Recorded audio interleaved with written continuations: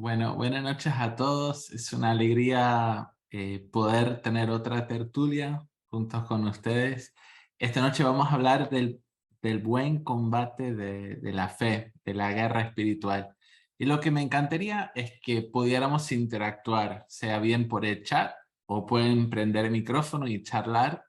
La idea es compartir, no que sea un monólogo, ¿no? Sino que podamos interactuar y hacernos preguntas. Así puede ser más rico nuestro tiempo juntos. Voy compartiendo una presentación. De todas maneras, como decía, la idea es que podamos dialogar, conocernos un poco, pero sobre todo entrar en la materia de esta noche, que es la buena batalla de la fe. Ahora, quiero escucharlos. Cuando alguien dice guerra espiritual, ¿qué es lo primero que piensan? Por su formación, por su experiencia eclesiástica, ¿qué es lo primero que piensan cuando alguien dice guerra espiritual? Los escucho.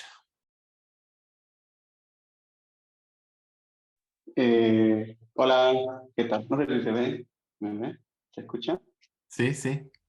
Sí, sí. Bueno, yo vengo de una familia bastante evangélica fanática, ¿no? Entonces, cuando escucho ver espiritual, ya me imagino, ¿no? Echando aceite, con los gritos, fuera demonio, ¿no? Y toda la onda. Y la verdad como que lo viven así como muy, muy intenso el tema de como exhortar a la gente o los lugares. Y como siempre mencionamos, toda esta batalla contra, no sé, huestes demoníacas que están no sé en qué plano, ¿no? Entonces, como por lo menos desde mi historia, eso me recuerda. Muy bien. En el chat mencionan al diablo atacando por todos lados o hasta en círculos políticos, ¿no? Existe lo que la gente llama la guerra espiritual en ámbitos políticos. ¿Qué más? ¿Qué más piensan? ¿Qué más eh, han escuchado acerca de la guerra espiritual? Que es parte de la imaginación popular de los cristianos evangélicos, más que nada. Bueno, yo he visto mucho como un lenguaje hiper espiritual. O sea, nombran al diablo o ven al diablo en todos lados, Ujú. en toda pasión del cuerpo, en todo malestar de matrimonio, padres e hijos, hijos con padres, todo es el diablo. Ujú. Muy bien. Sí, suele ser un tema recurrente, ¿no? Vamos a ver que parte de este discurso que vemos hoy forma parte de la tradición cristiana, ¿sí?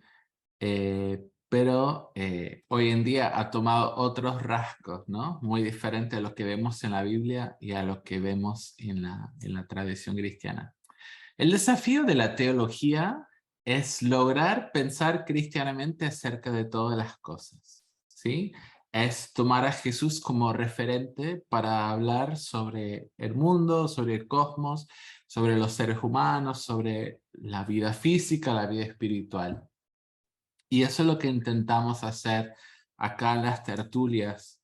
Entonces, para comenzar a hacer eso, en cuanto al tema de esta noche, quiero tomar en cuenta 3 puntos. Número 1, el mal no es eterno. El mal no existió desde siempre, ¿sí? El mal no estuvo con Dios desde el principio, digamos, no fue así. El mal tuvo principio y el mal tendrá fin, ¿sí? Ahí está la esperanza cristiana, que se va a acabar el mal.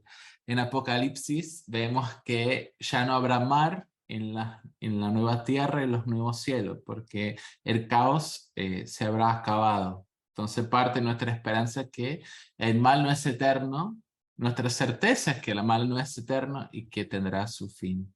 Número 2, que el mal surge por distintas razones. Mucho de esto es un misterio, ¿no? Pero también surge a partir del libre albedrío que se le dan a los seres creados, ¿sí? Eh, Nosotros no somos robots, no somos máquinas, somos seres capaces de elegir entre el bien y el mal, porque Dios quiere que amemos con libertad. Entonces existe la posibilidad del mal, porque también existe la posibilidad de amar auténticamente, realmente, ¿sí? Y número 3, algo que podríamos pensar un poco, es que vivimos en un mundo desencantado, ¿sí? No vivimos en el mundo de Dante Alighieri. donde todos tienen el cielo y el infierno muy presentes.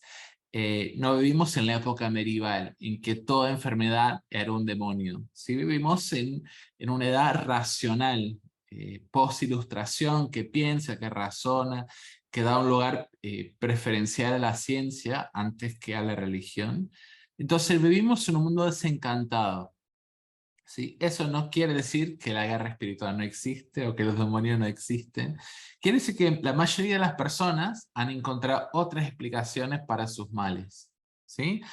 Por lo tanto, también han encontrado diferentes remedios para sus males, más allá de lo espiritual. Entonces es importante que reconozcamos eso y que descubramos esta noche y a través de la lectura bíblica que el mundo sigue encantado, ¿sí? A pesar de que Nietzsche haya pronunciado sobre la muerte de Dios, que Dios ya no hace falta para explicar lo que pasa en el mundo, sigue haciendo falta Dios y el mundo sigue encantado, ¿sí? Para pensar cristianamente acerca del mundo, deberíamos diferenciar entre la cosmovisión bíblica y el animismo. ¿Alguien sabe qué es el animismo? El animismo es un término que utilizamos para describir ciertos grupos religiosos o ciertas tendencias espirituales, como la brujería, religiones afro-latinoamericanas como Umbanda, Candomblé, la santería cubana.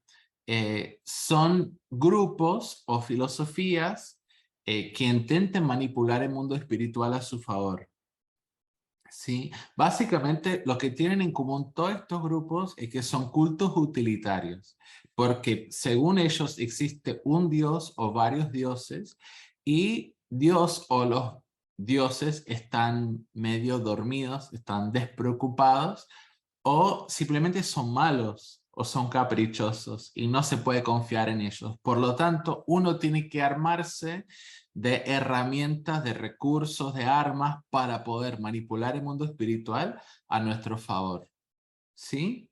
Si vemos la santería cubana, el culto de María Leonza en Venezuela, vemos en las religiones afrocaribeñas mucho ese deseo de que la gente pueda lograr un bienestar económico, su salud a través de la manipulación del mundo espiritual, que puede ser por magia negra, magia blanca, puede hacerse de diferentes maneras.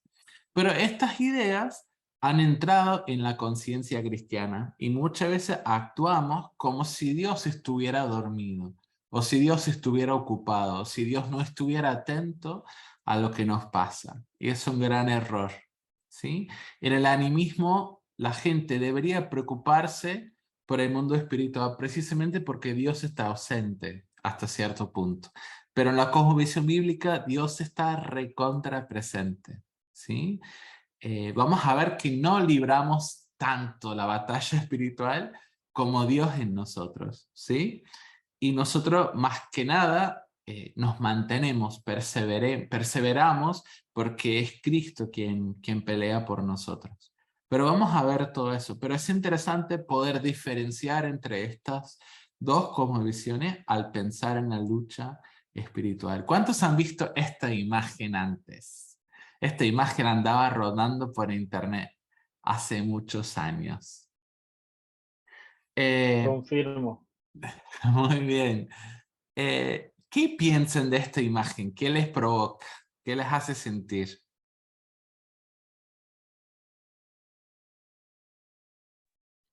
¿Estaría Yo bien veo como la imagen? una, oh, ¿Cómo? oh, perdón, veo como una igualdad, ¿no? Entre Jesús y el enemigo, ¿no? Como que a la par.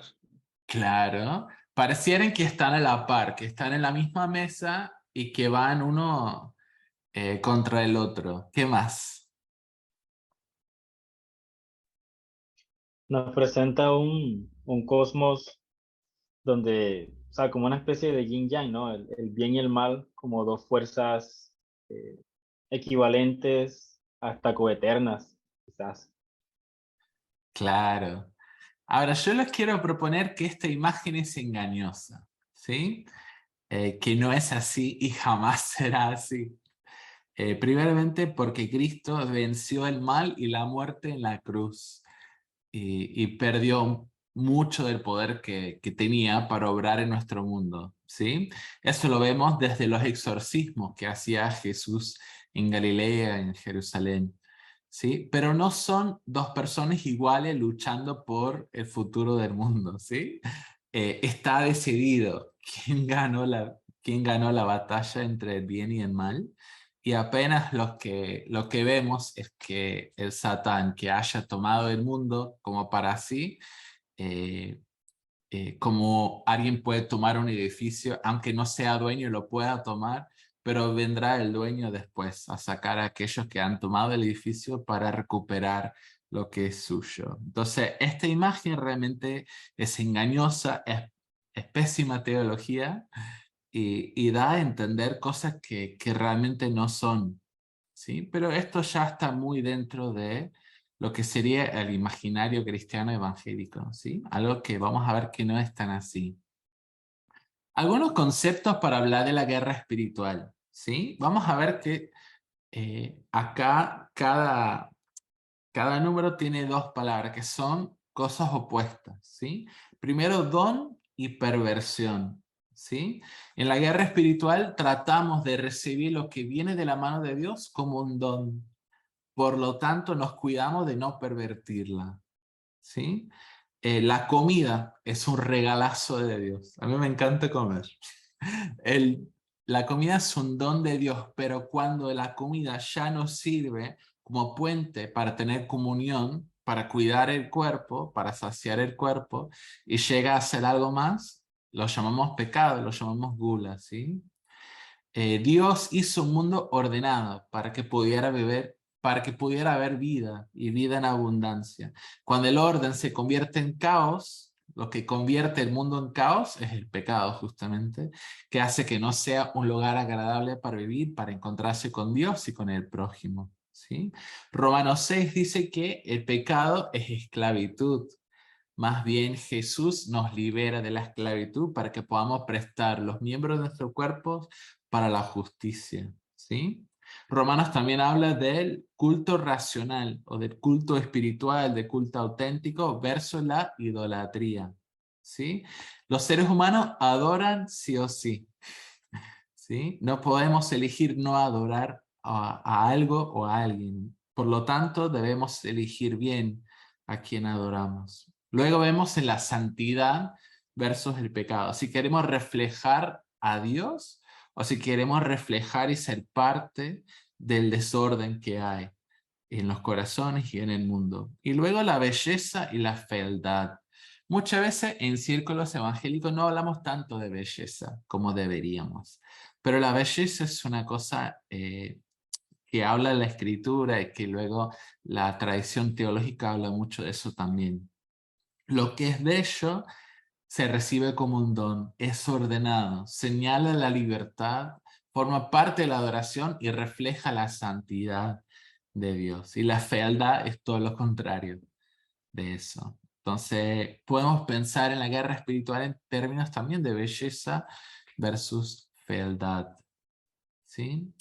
Los seres humanos, ¿para qué fueron creados? Fuimos creados para estar en comunión con Dios, el otro y con la creación, ¿sí? Fuimos creados para la comunión.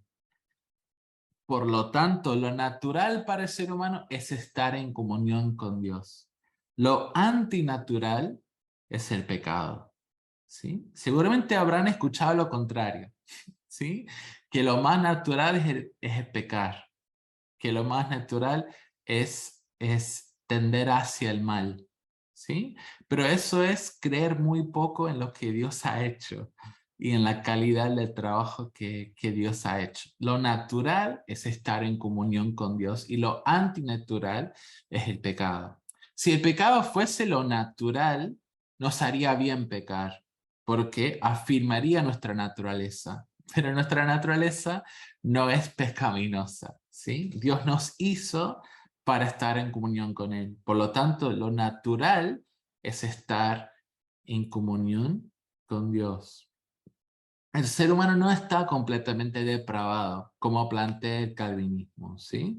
Estas ideas de Calvino surgen muchos años después de que fue cerrado el canon y que los primeros teólogos ya habían escrito todo su tratado sobre este tema, ¿sí? El ser humano no está completamente depravado, ¿sí? Porque la imagen de Dios, a pesar de que esté afectada por el pecado, sigue intacta. ¿Sí? Sigue en nosotros, a pesar de nuestro pecado, la imagen de Dios. Y cuando Dios dice Dios que fuimos hechos a la imagen y semejanza de Dios, en la teología cristiana decimos que la semejanza es la potencia, ¿sí? Que somos hechos a la imagen de Dios es una realidad ontológica, es una verdad, somos hechos a la imagen de Dios. Y la semejanza que guardamos con Dios es algo en potencia, ¿sí? Que puede llegar a realizarse si adquirimos las virtudes de Jesús. ¿Sí? Es importante que entendamos estas cosas. Y luego, nuestra humanidad no nos detiene de alcanzar la semejanza con Dios. ¿Sí? Estoy cansado de escuchar a los cristianos que dicen que pecan porque son humanos. Como si ser humano te condenara a pecar. Porque hubo un ser humano que nunca pecó. ¿Cómo se llama? Jesús. ¿Sí? La encarnación nos enseña cómo ser plenamente humanos y plenamente como Dios en nuestra humanidad. ¿Sí? Entonces, la culpa de nuestro pecado no es nuestra humanidad, ¿sí? Son los malos deseos que tenemos. Es que hemos habituado al cuerpo a pecar, ¿sí? El cuerpo aprende lo que le enseñamos. Por eso, cuando nos dejamos animar por el Espíritu Santo y enseñamos el cuerpo diferentes hábitos, adquirir la virtud, el cuerpo responde de una manera distinta y llega a formar parte de nuestra formación espiritual, ¿sí? Nos hace un bien terrible el cuerpo. Entonces el cuerpo nos puede hacer mal, pero también nos puede hacer bien. Entonces nuestra humanidad no nos detiene de alcanzar la semejanza con Dios. Fuimos creados para participar en la naturaleza divina, según 2 de Pedro, ¿sí? Los primeros teólogos llamaban esto la divinización o teosis en griego, ¿sí? Y no están diciendo que compartimos la naturaleza de Dios. Nunca vamos a compartir la naturaleza de Dios, pero sí podemos llegar a compartir su vida, ¿sí?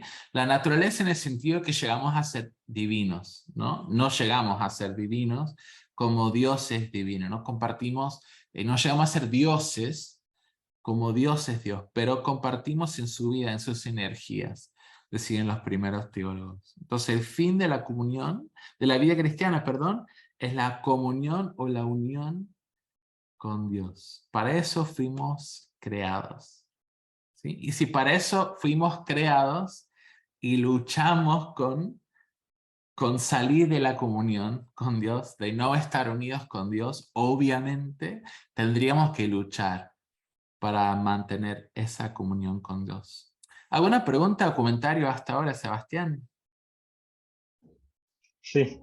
Pensaba que algo muy importante que por lo menos a mí me ha ayudado es que ya yo no digo mi máxima autoridad es la Biblia, pues sigo reconociendo el valor sagrado de la palabra de Dios, pero yo ahora pienso mi máxima autoridad es la Trinidad, porque ponerlo de esa manera me hace que nunca se me olvide, ¿no? Que fui creado para comunión. Y qué mejor manera para mí de nunca olvidarlo que decir mi máxima autoridad es la Trinidad. Eso quiere decir entonces que yo tengo que someterme a un Dios que es en sí mismo comunión y que me invita a esa comunión. Y luego, después de eso, que venga todo lo que venga, la palabra de Dios, la Biblia, pero en primera instancia es ser parte de esa comunión. Tal cual. Muy bien. ¿Alguien más quiere decir algo? ¿Quiere preguntar algo?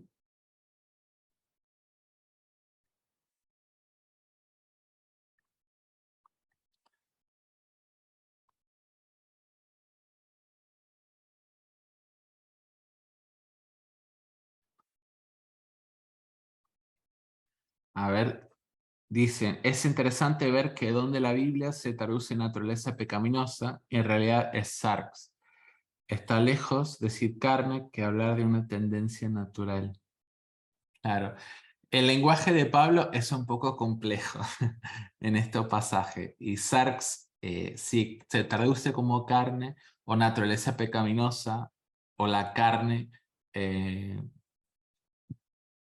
pero no deberíamos leer a Pablo con ojo platónico, ¿sí? Pablo era bien judío, con su cosmovisión semita, y debemos entender que Pablo señala a nuestra humanidad sin Cristo y a nuestra humanidad con Cristo, y anima más bien a que vivamos nuestra humanidad con Cristo. Y ahí está la lucha espiritual.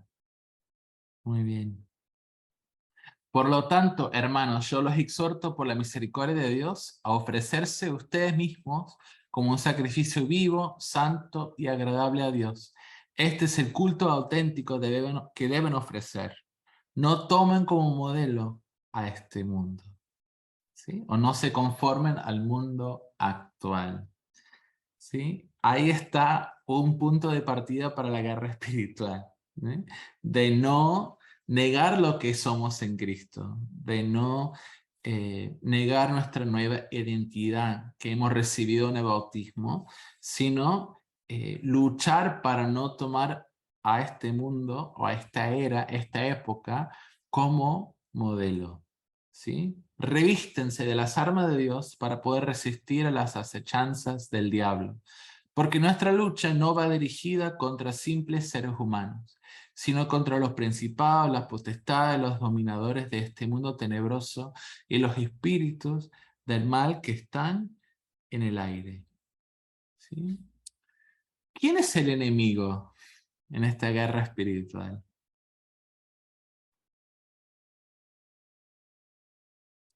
¿Quién es el enemigo? Muchas veces en el discurso cristiano pareciera decir que el enemigo es el otro, que el otro es el enemigo, que el prójimo, que el migrante, que el político, que la persona que no piensa igual que yo, la persona pagana, es el enemigo. Pero ¿qué nos dice Pablo en Efesios?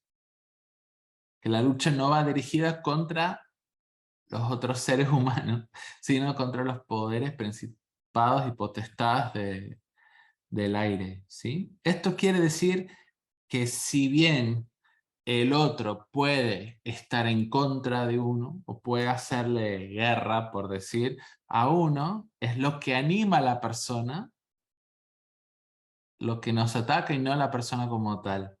O sea, nuestra guerra no es con las personas, sino con el mal que anima a esa persona. Eso nos permite ver con otros ojos a las demás personas, ¿sí? Que nos rodean, ¿sí?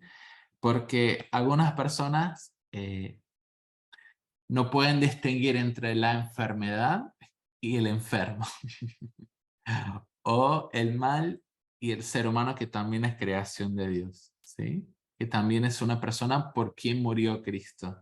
Así que debemos hacer esa distinción para que podamos orientarnos bien nuestra lucha espiritual. Querido mío, Jonathan, disculpa, sí, sí. con respecto al versículo anterior, me llama la atención, yo me pregunto si Calvino, si él cometió ese error, o sea, y no lo quiero criticar así como así, porque a veces nos ponemos a criticar a personas que quizás hicieron más que lo que uno alguna vez va a hacer.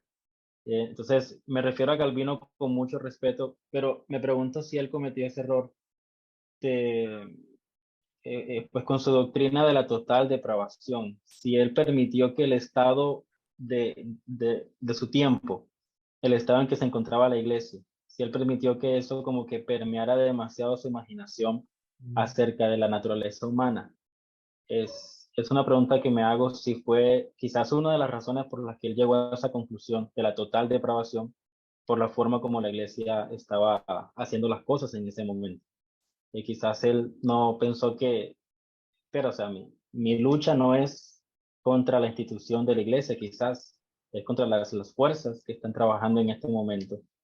Mm. Desafortunadamente a través de la iglesia, pero que no siempre ha sido así y no tiene por qué ser así. No sé si me explico. Sí, es interesante. Interesante pensar eso. Eh, Seguramente Calvino, como otros, quisieran proteger la soberanía de Dios, ¿no? Y que sea Dios quien busca, quien salva, quien rescata, y, y mostrar el protagonismo que tiene Dios. Pero no quita el hecho de que lo que Dios hizo lo hizo bien. Y ni siquiera el pecado puede borrar eso que hizo Dios en el ser humano, que es poner su imagen, ¿no? Y poner en esa persona, en su imagen, la capacidad de decir, ayúdame, ¿no? De clamar a Dios, de hacerle, de hablar y invocar el nombre de Dios para que puedan ser salvos. Entonces, está muy interesante eso. En 1 de Pedro vemos que dice, queridos míos, yo les exhorto como agente de paso, como peregrinos y extranjeros, no cedan a los deseos carnales que combatan contra el alma. ¿Sí? Y luego en Hebreos, por lo tanto, ya que estamos rodeados de una verdadera nube de testigos, despojémonos de todo lo que nos estorba, en especial del pecado, que siempre nos asedia, y corramos al combate que se nos presenta. ¿Sí? Hay muchos pasajes bíblicos que señalan a esta lucha que tenemos contra el pecado, porque el pecado quiere alejarnos de Dios, quiere fragmentar lo que Dios va sanando, ¿sí? Es súper interesante que a la iglesia primitiva les encantaba hablar de Jesús como médico, ¿sí? Jesús como médico. La enfermedad es el pecado, ¿sí? Y el remedio es la virtud, pero Jesús es el médico por excelencia. Quiero sugerirles que hay dos formas de pensar la vida, ¿sí? Dos lógicas distintas, dos paradigmas a través de los cuales podríamos ordenar la vida. Y el primero es koinonía, ¿sí? La palabra comunión. La comunión que permite el verdadero amor. Y está lo que los primeros teólogos llamaban filautía, que es el amor egoísta hacia sí mismo. Es un amor desvirtuado, porque el amor en sí tendría que ser hacia afuera, pero ese es un amor hacia adentro, hacia sí mismo. ¿Sí?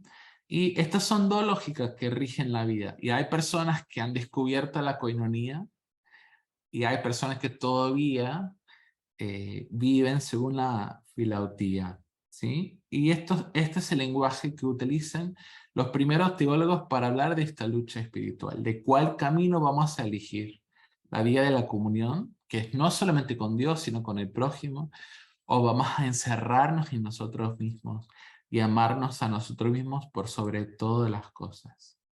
El amor egoísta es un celo alcanzado a cualquier precio, aun sin los otros y contra los otros. Es una preocupación exclusiva por sí mismo y por el propio interés, que lleva a considerar el propio yo como la medida de la realidad y de los demás. En una palabra, todo lo que se opone al profundo deseo de Dios, de la comunión entre Él y la humanidad, y de los hombres entre ellos. ¿Sí? La guerra espiritual la libramos para no caer en el amor egoísta, ¿sí? Porque queremos aprender a vivir según el amor, según la comunión, ¿sí? Quiero que sepa, dice Pablo, que en los últimos tiempos sobrevendrán momentos difíciles, porque los hombres serán egoístas. Ahí entra esa palabra filautía. Más amante de los placeres que de Dios. Apártate de esa gente, ¿sí? Las personas que aman más a las cosas creadas que al Creador, como dijo Pablo en Romanos, ¿sí? Personas que su Dios es su estómago, ¿sí? Esas son las personas que eligen el camino del amor egoísta, ¿sí? Los primeros teólogos hablaban de tres pasiones madre, las tres pasiones madre, o sea, de las cuales se desprenden las demás pasiones. Y la vemos justamente en la tentación de Jesús en el desierto. ¿sí? Hay 3 tentaciones. Y uno es que para que se conviertan las piedras en pan, luego el diablo le ofrece poseer todos los reinos de la tierra, y después le dice que se arroje del templo para salvarse milagrosamente, para acumular muchos seguidores, ¿sí? Y los primeros teólogos hablan de la avidez o la búsqueda insaciable del placer, luego la filautía o el egoísmo, y luego el orgullo o la arrogancia. Que de estas 3 pasiones se desprenden muchos pecados, ¿sí? Es interesante que se escribían tratados sobre estas pasiones para que uno las pudiera identificar y para que uno pudiera luchar contra ellos. Yo creo que hoy en día estamos en desventaja porque todo este léxico, toda esta forma de pensar el pecado nos es muy ajeno, ¿sí? Estamos muy lejos de este tipo de discurso, de este tipo de charlas, y muchas veces nos cuesta decir lo que estamos haciendo mal o lo que sentimos cuando somos tentados, ¿sí? Nos cuesta reconocer cuando estamos siendo egoístas, o nos cuesta identificar el orgullo que tenemos, ¿sí? Capaz suele pasar que cuando somos orgullosos el problema es el otro.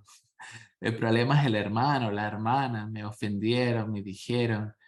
Eh, entonces, creo que recuperando esto, podríamos aprender un poco más de cómo volver a entender esta lucha.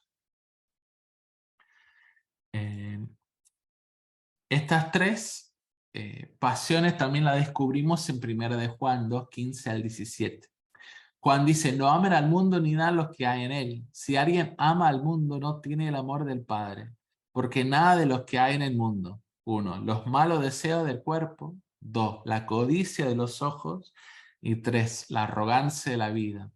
Proviene del Padre, sino del mundo. El mundo se acaba con sus malos deseos, pero el que hace la voluntad de Dios permanece para siempre. ¿Sí? Ahí descubrimos también en otra parte de la Escritura estas 3 pasiones descritas por el apóstol Juan. ¿Sí?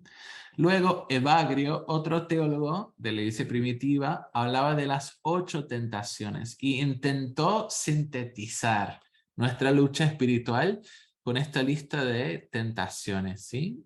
Número 1, la gula, la lujuria. 2, 3, avaricia. 4, cólera o ira.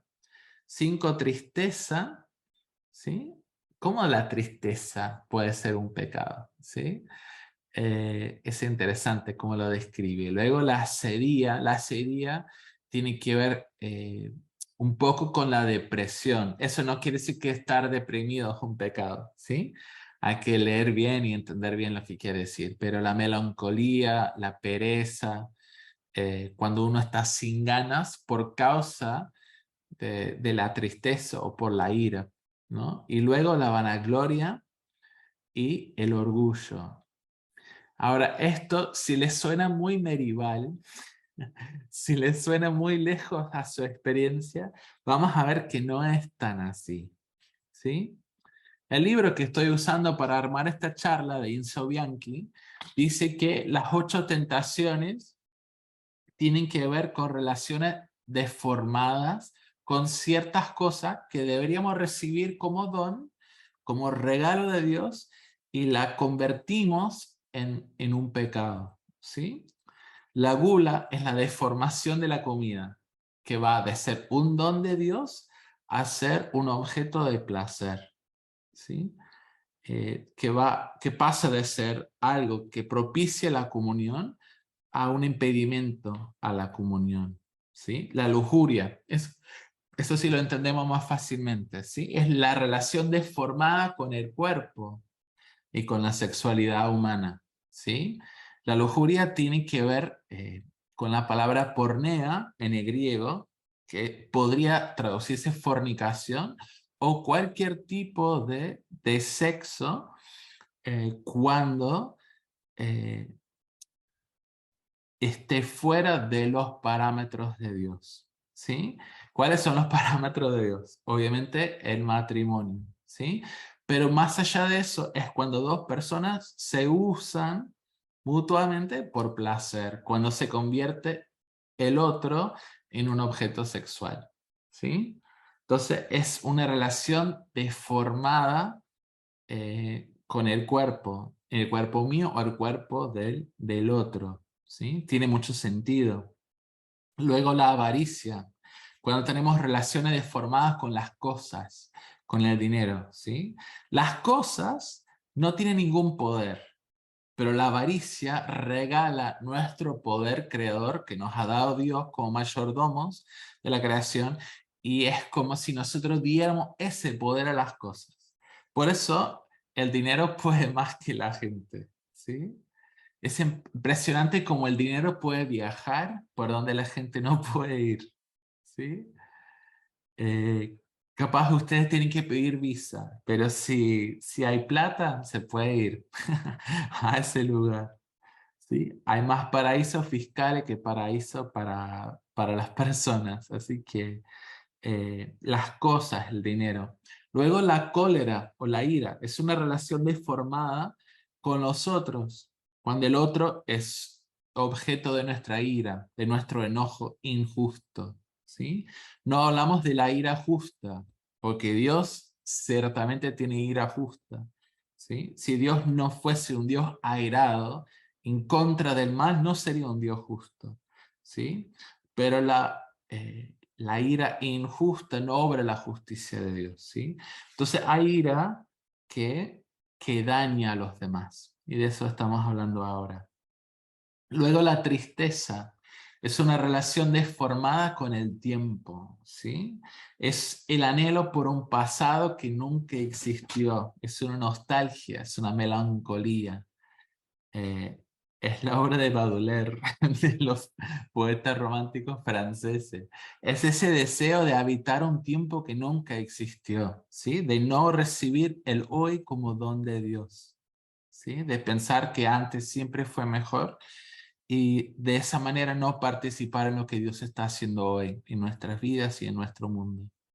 Luego la ascedia es una relación deformada con el espacio, ¿sí? La ascedia, según los primeros teólogos, es el deseo de estar en otro lado, el deseo de escapar, el deseo de irnos lejos de donde estamos, como si cambiar de lugar va a cambiar nuestra situación espiritual, ¿sí? Es una relación deformada con el espacio y todo lo que eso implica. Luego la vanagloria es una relación deformada con el hacer, ¿sí? Que el enfoque llega a ser que lo que hacemos es más importante de lo que somos, ¿sí? Y lo que hacemos nos hace más importantes que los demás. Esa es la vanagloria. Y luego el orgullo, ¿sí? Cuando nosotros tenemos una relación deformada con Dios, cuando nos creemos más que Dios, ¿sí? O creemos que no nos hace falta Dios. Dice el necio en su corazón que no hay Dios. Eso es el orgullo. Sebastián. Quería hacer un comentario sobre Acedia, que hace como, sí, hace muy poco estuve leyendo sobre eso, más que todo una perspectiva oriental. Y algunos explican la acedia como la incapacidad de prestar atención.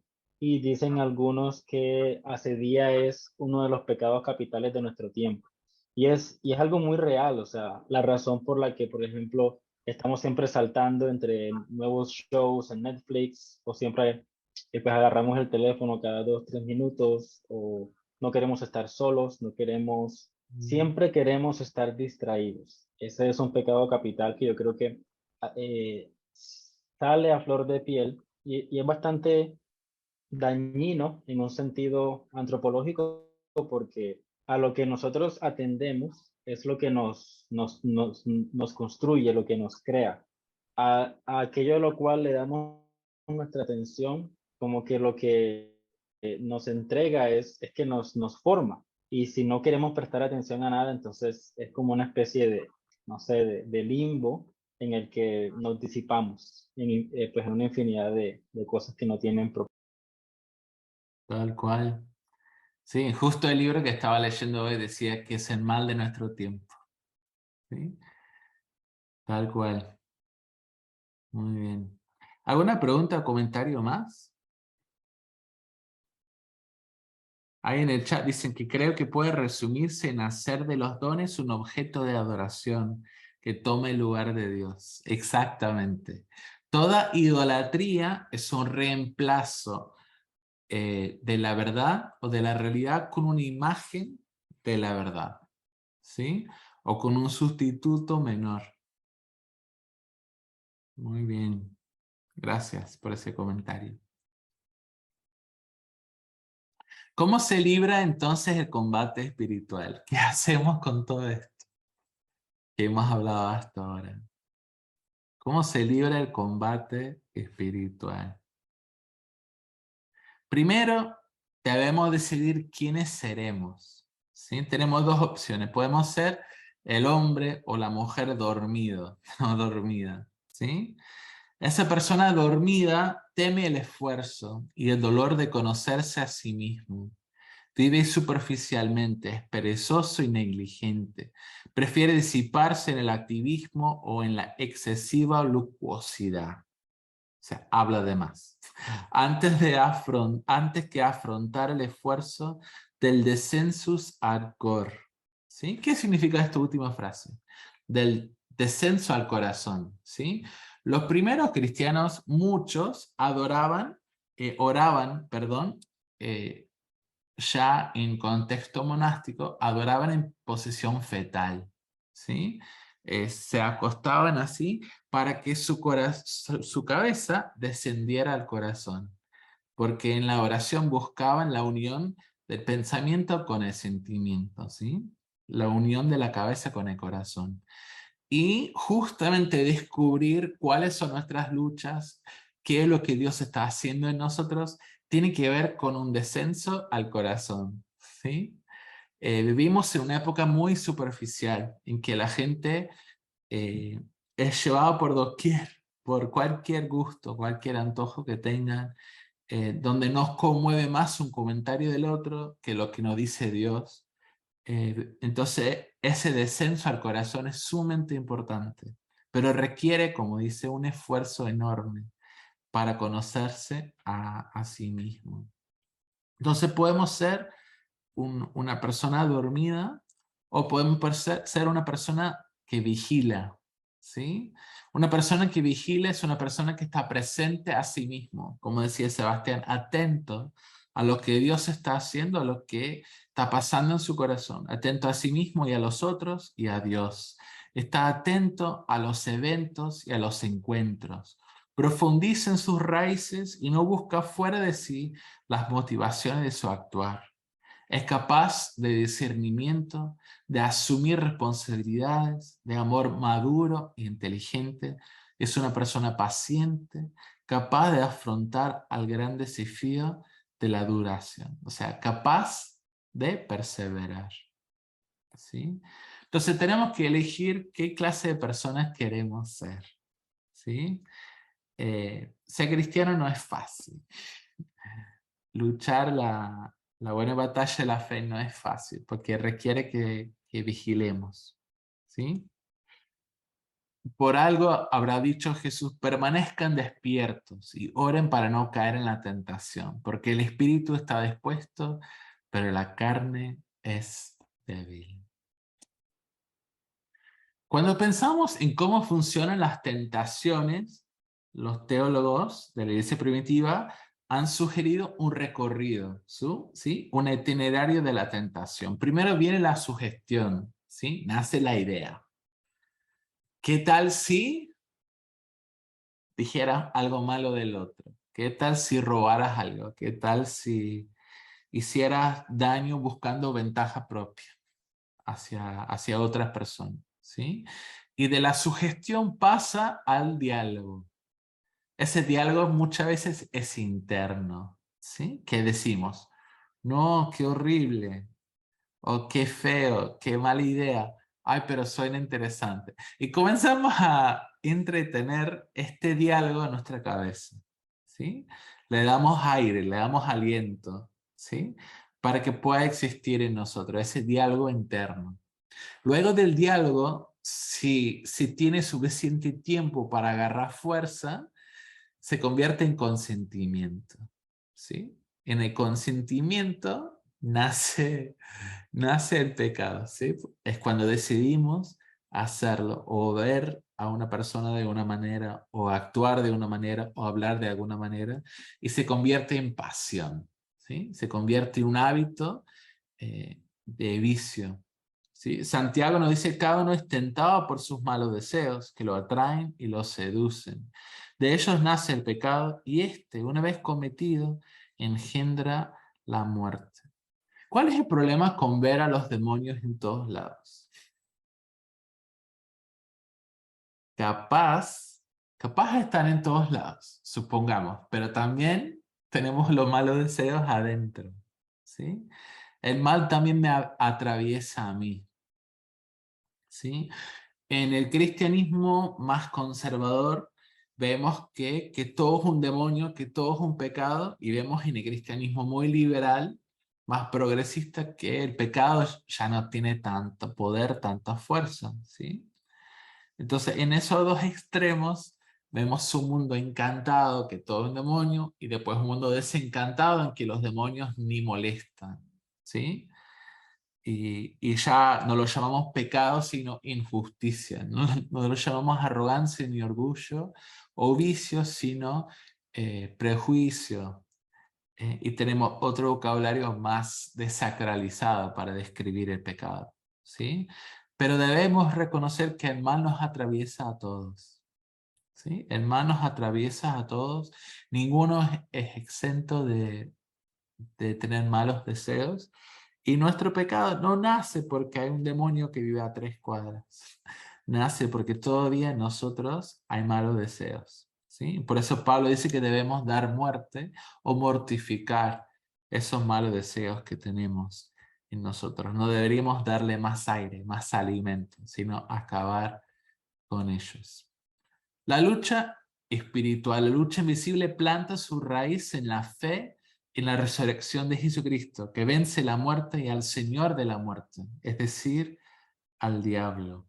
Si cada pecado es un intento torpe de afrontar el miedo a la muerte, el arma más eficaz de la lucha es justamente la fe en la resurrección, ¿sí? A veces escucho a algunos cristianos hablar de la lucha espiritual como si Jesús no hubiese vencido a la muerte. Como si lo que hizo Jesús en la cruz no significara nada para nosotros hoy en día. Pero no es así. Debemos tener una fe fuerte y contundente en la resurrección que vence el mal y la muerte, ¿sí? La victoria sobre el pecado no lo vamos a obtener nosotros, sino va a ser el Espíritu Santo en nosotros, ¿sí? Si salimos victoriosos de alguna tentación, de alguna lucha espiritual, es porque Dios está obrando en nosotros, ¿sí? Vencemos la tentación por la gracia de Dios, por el auxilio de Dios. Entonces nunca podríamos jactarnos de que mira, qué experto que soy en la lucha espiritual, ¿no? Sino que es lo que Cristo hace en nosotros. Ahora, ¿cuáles son las armas de nuestra lucha? ¿Sí? La primera y más importante para mí es la oración, la invocación del Señor, ¿sí? Una oración que a mí me ha servido mucho es: Jesucristo, Hijo de Dios, ten misericordia de mí, un pecador. ¿Sí? Jesucristo, Hijo de Dios, ten misericordia de mí, un pecador. A veces en medio de la tentación, en medio de la lucha, me faltan palabras, ¿sí? Porque lo que hace la tentación es nos desanima de buscar ayuda, nos desanima de buscar a Dios. Pero sabiendo esta oración, uno puede acudir a Dios y puede orar que se acabe un poco esa persecución, ¿sí? La oración, la evocación al Señor. Luego la lectura contemplativa de las Escrituras. ¿Por qué contemplativa? ¿Por qué diría lectura contemplativa, no la llana llana o el estudio de la Biblia? ¿Sí? Creo que muchas veces tenemos una visión más animista de la fe cristiana y no una visión tan espiritual como deberíamos tener. Y pensamos que la Biblia es un amuleto, ¿sí? Y si nos sentimos tentados que por abrir la Biblia y por leer algo se nos va a ir la tentación. O milagrosamente se va y no vamos a sufrir más o parecer más la tentación. Pero una lectura contemplativa es reconocer que la Biblia es palabra de Dios y que Dios nos habla y que Dios nos fortalece y que Dios habla a nuestro corazón y a nuestra cabeza. ¿Sí? Podemos hacer lecturas meramente intelectuales, pero esas lecturas no nos ayudan mucho. ¿Sí? La información a mí no me detiene de pecar. Cuando ustedes pecan por falta de conocimiento. Si un hombre va a ver pornografía, es porque no sabe que está mal. ¿Sí? Si un hombre va a robar, si un hombre va a mentir, si un hombre va a hablar mal del otro, es porque le falta información, le falta conocimiento, o todavía existe en su corazón malos deseos. ¿Sí? Entonces, una lectura meramente intelectual no nos sirve para formar los deseos de nuestro corazón. Por eso sugiere la tradición cristiana una lectura contemplativa de las Escrituras. ¿Sí? Oramos las Escrituras. ¿Sí? Tomamos los salmos y los tomamos para nosotros mismos. ¿Sí? Vemos la lucha de Jesús y ahí vemos también nuestra lucha. ¿Sí? Vemos el bautismo de Jesús y descubrimos que Dios también nos dice, este es mi Hijo, amado en quien tengo complacencia. ¿Sí? Después la comunión con los hermanos, con las hermanas. ¿Sí? Una arma espiritual. ¿Sí? De hecho, los primeros teólogos lo que sugieren es un director espiritual. ¿Sí? Que es una figura que ya casi no existe entre los evangélicos, pero es alguien a quien podés rendir cuentas, es alguien a quien podés confesar tus pecados, ¿sí? Es un hermano, es una hermana que puede recibir tu confesión, que puede luchar con vos, que puede orar por vos, ¿sí? No es simplemente el juntarse o el cantar juntos o comer juntos, ¿sí? Es compartir las luchas espirituales unos con otros que nos fortalecen. Y luego, como última arma espiritual, por lo menos en esta lista, es la participación en la Eucaristía, en la Santa Cena. ¿Sí? Tomar el cuerpo de Cristo, tomar la sangre de Cristo para alimentarnos, para fortalecernos, ¿sí? Para que podamos afrontar lo que va a venir en la semana. ¿Sí? Si nosotros vemos el domingo como la cosa más interesante o la cosa más importante, los cantos o la prédica, vamos a perder el poder de la Santa Comunión, de la Santa Cena, ¿sí? Estas son algunas armas espirituales. ¿Quisieran sugerir alguna más? ¿O hablar un poco más de alguna de ellas?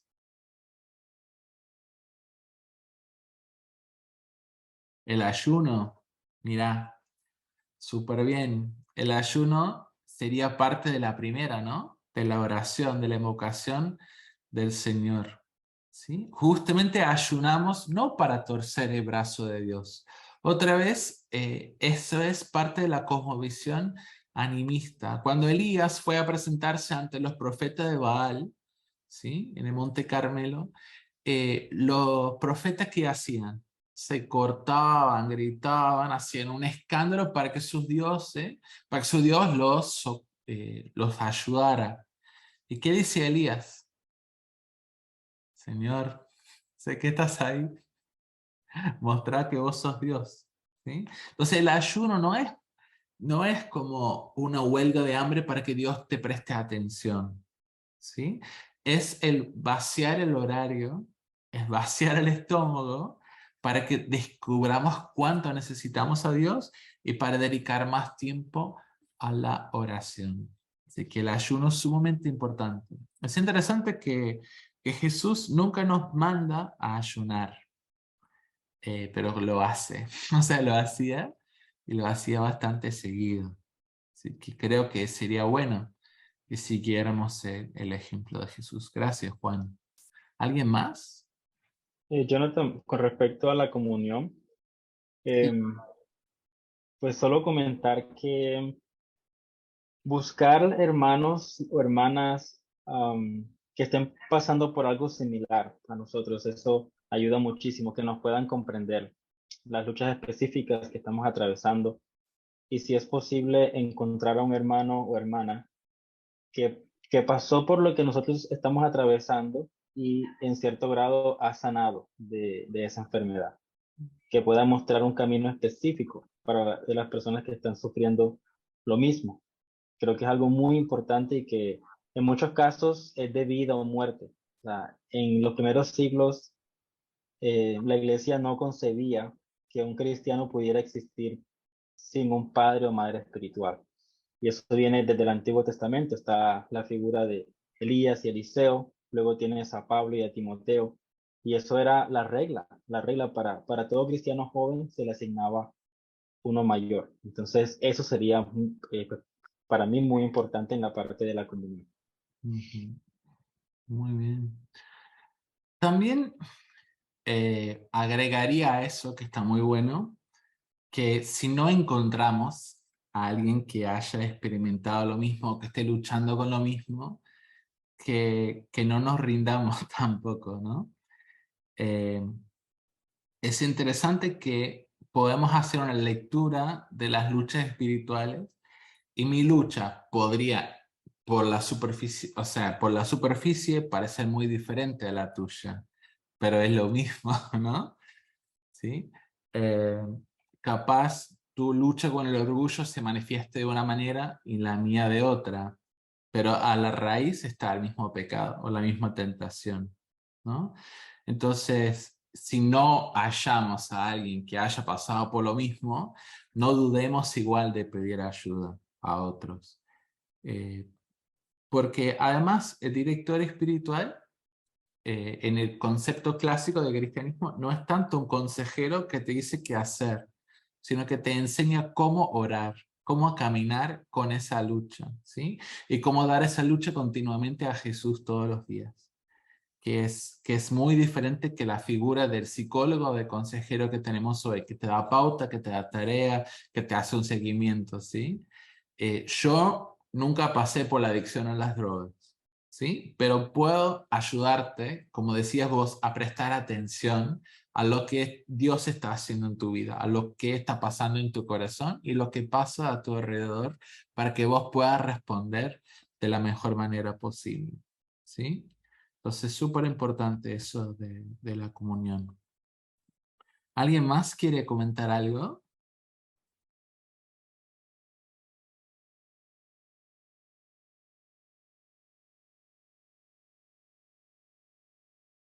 Muy bien. Quiero terminar con este pasaje de Efesios que me encanta. Dice, por último, fortalezcanse con el gran poder del Señor. Pónganse toda la armadura de Dios para que puedan hacer frente a las artimañas del diablo. Porque nuestra lucha no es contra seres humanos, sino contra poderes, contra autoridades, contra potestades que dominan este mundo de tinieblas, contra fuerzas espirituales malignas en las regiones celestiales. Por lo tanto, pónganse toda la armadura de Dios, para que cuando llegue el día malo puedan resistir hasta el fin con firmeza. Manténganse firmes, ceñidos con el cinturón de la verdad, protegidos por la coraza de justicia y calzados con la disposición de proclamar el evangelio de la paz. Además de todo esto, tomen el escudo de la fe, con el cual pueden apagar todas las flechas encendidas del maligno. Tomen el casco de la salvación y la espada del Espíritu, que es la palabra de Dios. Oren en el Espíritu en todo momento, con peticiones y ruegos. Manténganse alerta y perseveren en oración por todos los santos. Me parece muy interesante que si bien existirían algunas cosas de lucha ofensiva, acá mayormente lo que describe Pablo es que el plantarse, el mantenerse, el defenderse y la resistencia hasta el fin con firmeza. ¿Sí? Porque ¿quién venció el mal y la muerte? Ya. Jesús en la cruz y en su resurrección. ¿Sí? Ya desarmó a los poderes y a las potestades, ¿sí? Y los clavó, o sea, en la cruz y los avergonzó en público, según Pablo. Entonces nosotros en Cristo debemos que resistir, ¿sí? Hacer lo que está dentro de nuestra capacidad, con la ayuda del Espíritu Santo y por la gracia de Dios, de resistir los ataques del diablo. ¿Qué está en juego? Está en juego nuestra humanidad. Está en juego nuestro crecimiento espiritual. Está en juego nuestra personalidad, nuestra sanidad. Está en juego nuestras relaciones, nuestras familias. Está en juego también nuestro mundo. ¿Sí? ¿Tiene algunas preguntas hasta ahora?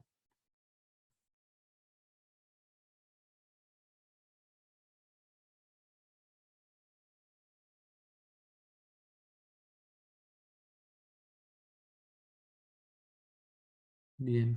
Yo quería comentar que muchas veces en el cristianismo más conservador hay mucha preocupación por la guerra espiritual y en el cristianismo progresista hay mucha preocupación por la justicia social.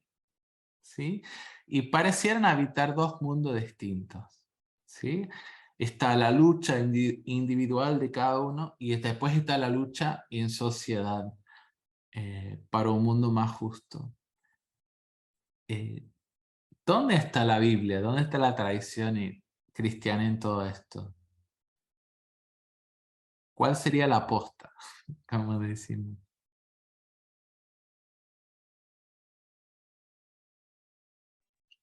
Bueno, pienso que esos dos extremos que mencionas tienen algo en común y me puso a pensar muchísimo lo que decías al principio del animismo, porque yo creo que como consecuencia de la ilustración hubo como esa separación radical entre el cielo y la tierra.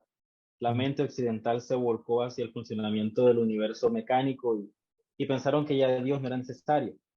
Y lo que pasó fue que se generó pues una especie de vacío que se ha estado llenando o con una super espiritualidad animista o con un proyecto social humanista. Entonces, el factor que yo veo común es ese vacío que se generó como consecuencia de la mente ilustrada. Y por lo que he aprendido de los padres, ellos sí, pues tenían una cosmovisión que también se ve en la Biblia, una cosmovisión bastante encantada, porque el apóstol Pablo habla de potestades, principados, y él no lo ve como algo suspendido, sino que él veía la presencia de esos potestados y principados manifestándose de manera concreta en la vida cotidiana. O sea, pues es una visión encantada, pero que era coherente, era como un modelo coherente que sabía cómo conectar el cielo y la tierra a todos los niveles, en todas las escalas, sin caer en una especie de animismo. Muy bien. Pienso que si queremos cambiar la sociedad, ¿sí? Tenemos que comenzar con nosotros mismos, porque el mal nos atraviesa también. O sea, yo soy parte de la razón que la sociedad está como está, ¿sí? Existe el pecado individual, pero también existe el pecado social o el pecado estructural, ¿sí? La avaricia, dijimos que es una de las grandes 8 tentaciones. Creo que nadie negaría hoy que la avaricia toma su forma de política, toma su forma de gobierno, ¿sí? La avaricia es alabada en nuestra sociedad, ¿sí? Cada vez más vas a ver un video en YouTube, en Instagram, que dice los 6 hábitos del hombre más rico del mundo. O aprender 5 cosas de Elon Musk. Como si, porque ya tiene mucho dinero, sabrá mucho de la vida, ¿no? Entonces la avaricia es el pecado de un individuo, pero también es el pecado de una sociedad. Pero lo que le cuesta a los conservadores es ver cómo ese pecado se ha instalado en la sociedad y ha tomado formas estructurales, y lo que le cuesta al progresista, es entender que en su corazón también está el mal. Entonces la lucha queda capaz por 2 frentes, dentro de uno y por fuera de uno, pero no podríamos ser coherentes o consecuentes con el mensaje de Cristo a menos que lucháramos tanto dentro de nosotros y fuera de nosotros, para que el reino de Dios se expandiera en medio nuestro, ¿sí? Si pensamos que el mal siempre es el otro, el mal es la derecha, el mal es la izquierda, el mal son las personas que piensan así o que piensan así, nunca vamos a llegar a lo que Dios quiere para nosotros. En el chat preguntan, ¿cómo hacer coincidir esa visión que dabas sobre el mal como venido desde fuera con el versículo de Santiago, o la visión de Pablo de la humanidad caída? No me queda del todo claro. Muy bien. El mal existe fuera de nosotros, ¿sí? Pero también Santiago dice que el mal está en nuestro propio corazón, ¿sí? Creo que no deberíamos echar la culpa por nuestro pecado a otras cosas fuera de nosotros, ¿sí?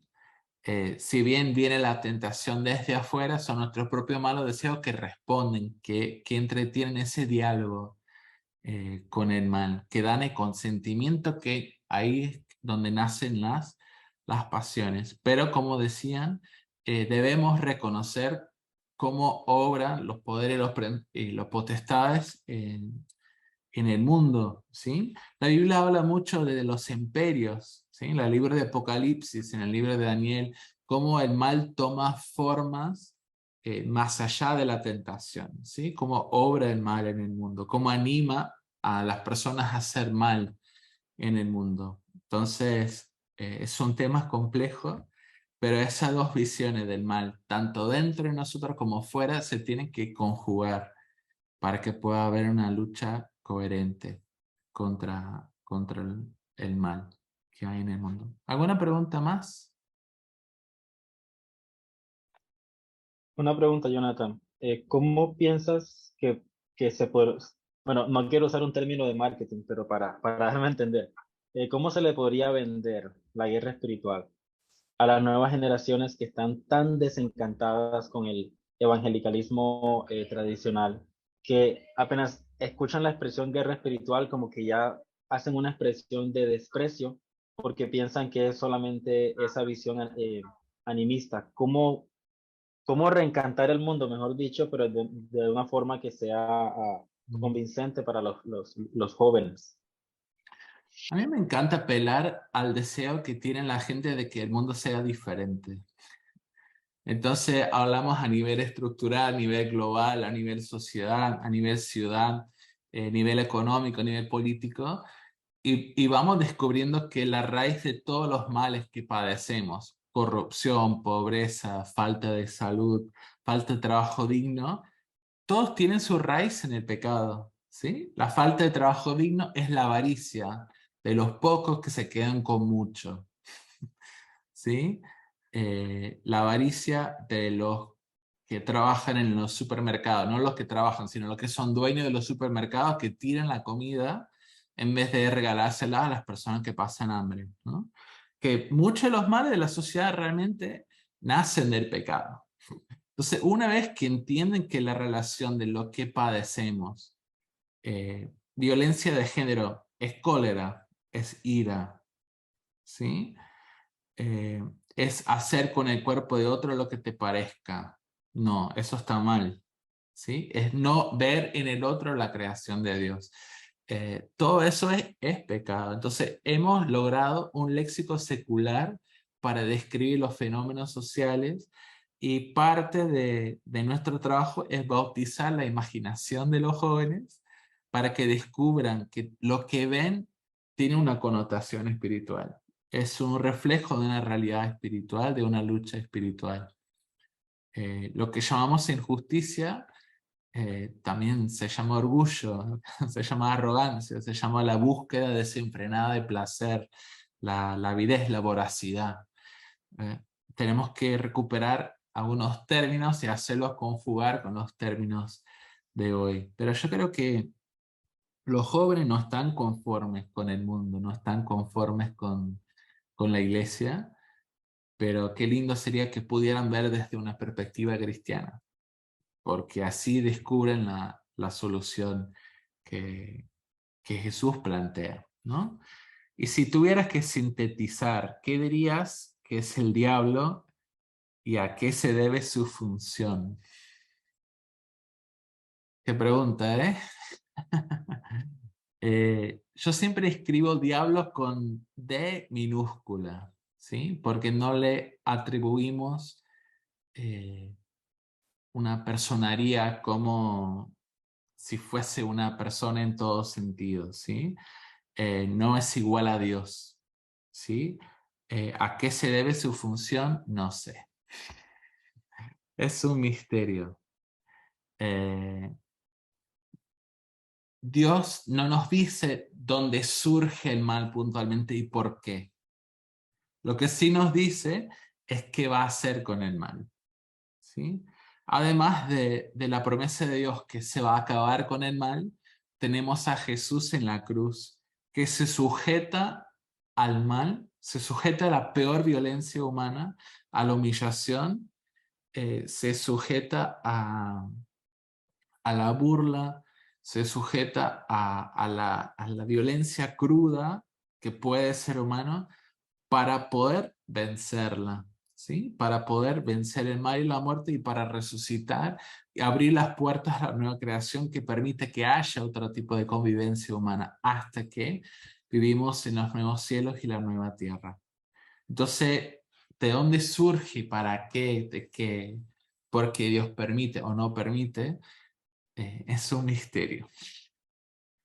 Pero en medio de desconocimiento, la certeza que tengo es que a Dios no le gusta el mal, Dios no lo creó, Dios no lo sostiene, Dios va a acabar con él, y lo vemos concretamente en la vida de Jesús, que venía exorcizando demonios, sanando enfermos, y vemos cómo recibió el mal y la muerte en vida y cómo la venció en la resurrección. Bien, ¿alguna pregunta más antes de cerrar esta noche? Muy buena pregunta. Quiero recomendarles 3 libros que me encantan. La primera es de C.S. Lewis, Cartas del Diablo a su sobrino, ¿sí? C.S. Lewis sufrió, le dejó un trauma al escribir este libro porque tuvo que pensar como el diablo, ¿sí? Y escribe cartas como si fuesen del diablo a su sobrino, tentando a un cristiano recién convertido. Es un libro brillante. El libro que utilicé para preparar esta charla es el libro de Enzo Bianchi, El buen combate. Es un libro hermoso sobre todo este tema. Y otro libro ya más profundo es de Jean-Claude Lachey, que se llama La terapéutica de las enfermedades espirituales. Se lo recomiendo. Si quieres tratar el tema desde una perspectiva bíblica, desde una teología cristiana, desde los padres primitivos, padres de la iglesia primitiva, hasta ahora el libro de Lachey es excelente. Hay una pregunta más. No sé si lo mencionabas al principio, pero ¿no crees que la visión animista se cuela en la iglesia en esa guerra espiritual que se practica sobre todo en círculos neopentecostales? Yo creo que sí. Yo creo que ese animismo se cuela en muchos cultos cristianos, por ejemplo, un cristiano no puede ser endemoniado. O sea, no puede ser poseído por un demonio, porque está en Cristo. Y ese en Cristo que tanto habla Pablo es una realidad espiritual, ontológica, es una realidad que define nuestras vidas. Un cristiano no puede estar endemoniado, ¿sí? Y hay personas que eh, van todos los domingos para que les liberan los demonios de la semana, ¿sí? Y es una concepción muy triste del poder de Cristo, es una concepción muy triste de la virtud, ¿sí? Muchas veces es como una catarsis, ¿sí? Parece re difícil cambiar, parece re difícil ser una persona diferente a lo que éramos antes, pero justamente Jesús traza el camino para la adquisición de la virtud, para que podamos crecer en la semejanza con Dios. Eh, pero los exorcismos no forman parte de esa adquisición de la virtud que Dios quiere que tengamos. Entonces yo sí creo que esa visión animista se cuela en ciertos círculos neopentecostales y en otras iglesias también, de diferentes maneras, pero debemos estar atentos y debemos bautizar nuestra imaginación otra vez. Que, que sea Dios quien nos diga cómo es el cosmos, cómo es el bien, cómo es el mal y cómo podamos llegar a ser salvos. Así que, bueno, ¿alguna pregunta más antes de cerrar esta noche?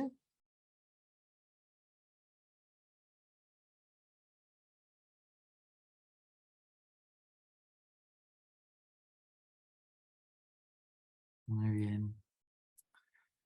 Bueno, me alegra que todo se haya entendido, que no haya ninguna pregunta sobre el tema. No, mentira. Es un tema bastante complejo, ¿sí? Es un tema que da para mucho. Hay un montón de pasajes bíblicos que no vimos, hay un montón de matices que no hemos descubierto todavía.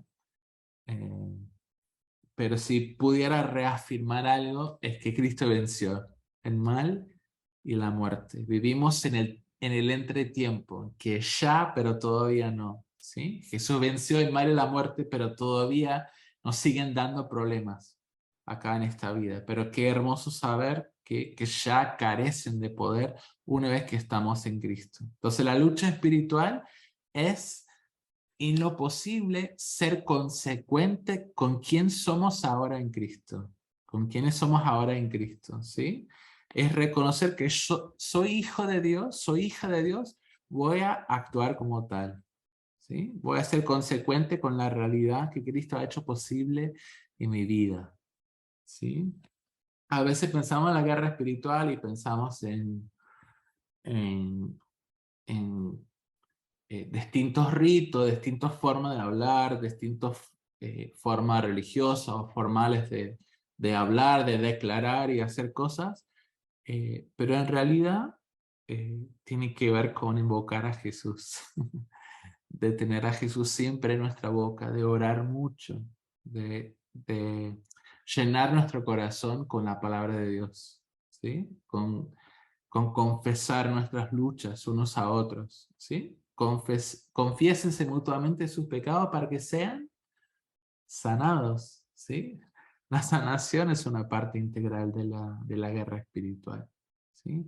Y luego acudimos a la reunión de domingo para tomar el cuerpo y la sangre de Cristo, para que podamos seguir luchando contra el pecado.